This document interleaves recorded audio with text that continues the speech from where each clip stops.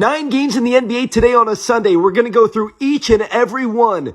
But we start today with one of the most electrifying players on the planet, putting on a show. Start today in Washington, D.C. It's the Hornets and the Wizards. Last time we saw the Wizards, they were upsetting the Mavericks thanks to Keyshawn George. George starts his night with a bucket, but on the other end, the Hornets lost last night in Philly. No Brandon Miller tonight, so LaMelo and Colin Sexton gotta do their thing on the road tonight. Hornets down by 3 midway through the first quarter. It's never been a question about talent with LaMelo. It's about staying on the floor. And 1. 2 minutes to go in the first. 2 exciting young teams facing off. And check out the ball movement by Charlotte. And check out the logo LaMelo. Second quarter now, the Wizards going on a run. There's one of their first round picks, Will Riley. Hornets down 4. LaMelo splitting through the traffic and finishing with the left. Even with LaMelo's greatness in this first half, Hornets down 9 and Alex Sarr beats the buzzer. So now in the third, they have to climb back in it. What a connection these two have already.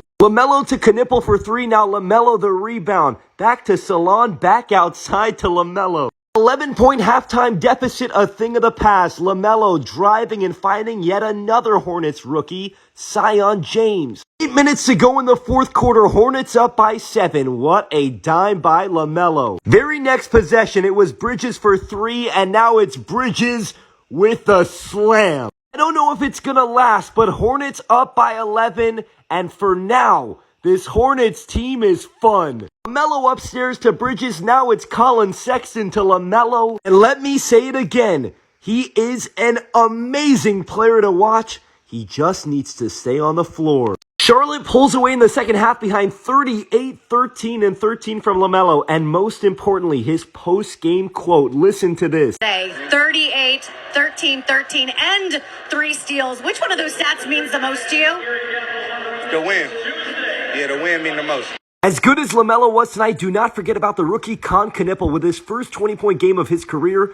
It seems like the culture might actually be changing in Charlotte. Speaking of the culture changing, if you didn't see Victor Wembanyama today, I don't know how many times we have to say it. Every time he plays, you should stop what you're doing and you should turn on the Spurs game and watch this man. This sequence, the sequence of the year for Wemby. 2 straight blocks followed by a logo 3.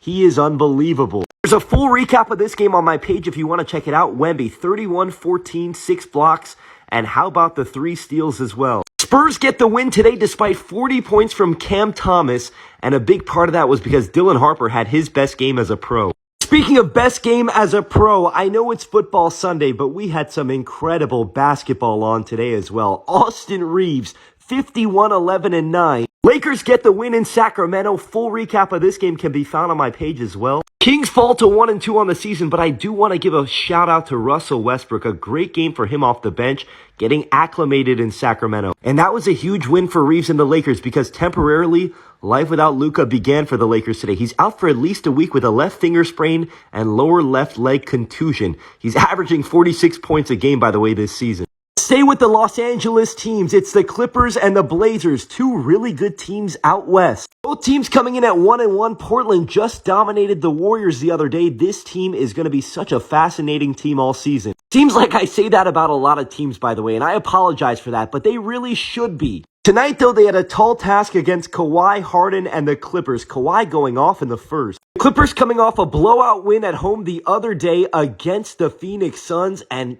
building on it here in the first, Harden the strip, Collins the slam. Later in the first, Clippers up by 7, Splash Mountain time. Portland, though, rallying back in the second. Down by 10, Denny Avdia, all-star season coming. The 3 for Denny moments later. Denny in transition, he is dynamic. This Portland team fascinating because so many guys can take a leap. There's one of them, Donovan Clingan. Now what was once a 10-point deficit has turned into a 9-point Blazers lead, and it's showtime for Shaden. Third quarter, Clippers climbing back. 9 minutes to go in the third. Harden behind the back to Zoo. He's doing this a lot so far this season. He kind of picks his spots when to take over games. Harden, crossover, and assist. He may be older, but he's a lot wiser too. Clippers up by 6. You know James is getting to that step back. First looking to hold on in the fourth, up by 5. John Collins, offensive rebound. Chris Paul for 3. Now Clippers up by 9, and Harden putting the final touches on a Clipper dub. Really nice win for the Clippers against a really good Portland team. They win by 7.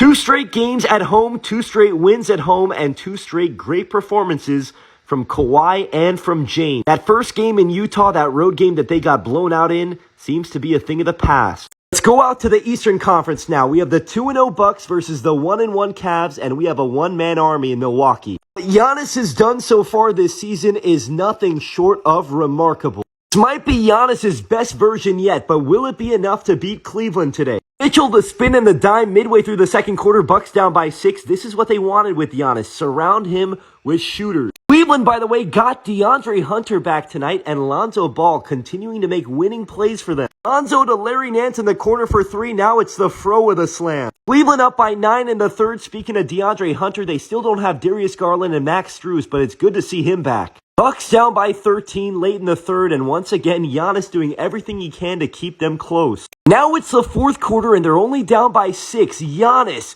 doing everything. 4 minutes to go now. Cleveland up by 5. Donovan Mitchell to the rescue. Mitchell with a mid-range. Bucks go to a zone defense. Mitchell gets right into the middle of it. On a day where Cleveland got a lot of contributions all around the board, how about Sam Merrill to close it? Cleveland wins 118-113, and Lonzo Ball contributing major off that Cleveland bench. Milwaukee may have lost their first game tonight, but Giannis is on an unbelievable streak. 40, 14, and 9. He is literally the Shaq of our era. 3 games so far this season for Giannis. 3 masterclasses. Another undefeated team in the East tonight going to work against the Miami Heat. The New York Knicks coming in at 2-0. Early in this first quarter, here come the Miami Heat. Remember, their last game was a blowout win in Memphis. Norman Powell gets the Heat started early tonight, their biggest test so far. Towns right to the rim for 2 late in the first quarter. We saw what Brunson did the other night against the Celtics in Madison Square Garden. Second quarter now, Miami withstands the early Knicks barrage, and they are punching right back. Bam Adebayo, a corner 3.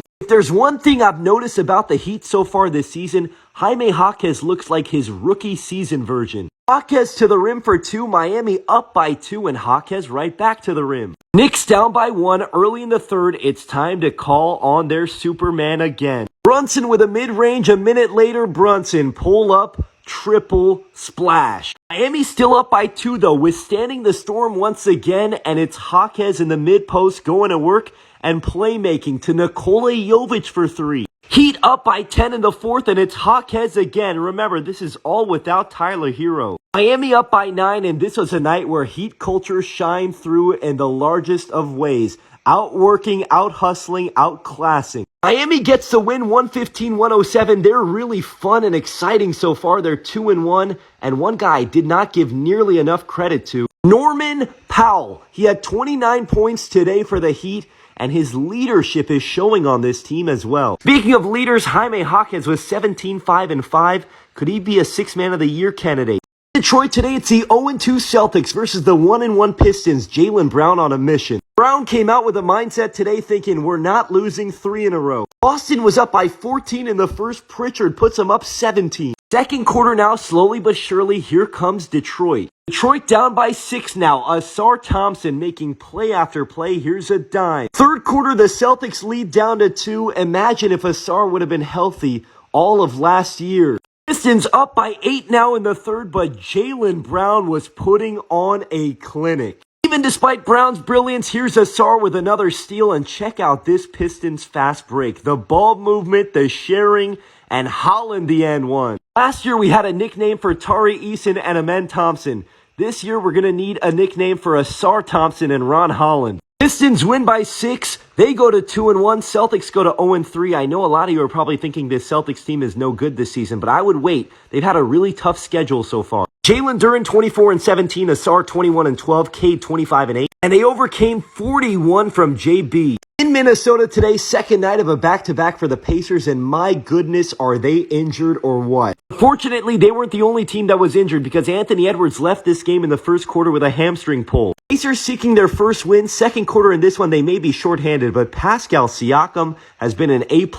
And on the topic of A+, in the fourth quarter of this one, Minnesota up 4. Randall was fantastic. Randall with the and one next possession. Randall doing it all, finding Naz Reid for 3. Minnesota up by 2. Final 25 seconds of this one. Trying to hold on for dear life, and there is McDaniel somehow, some way. Pacers fall to 0-3. Wolves with the win. Last but not least, in Dallas, full recap of this one on my page if you want to check it out. Cooper Flagg and the Mavs are here.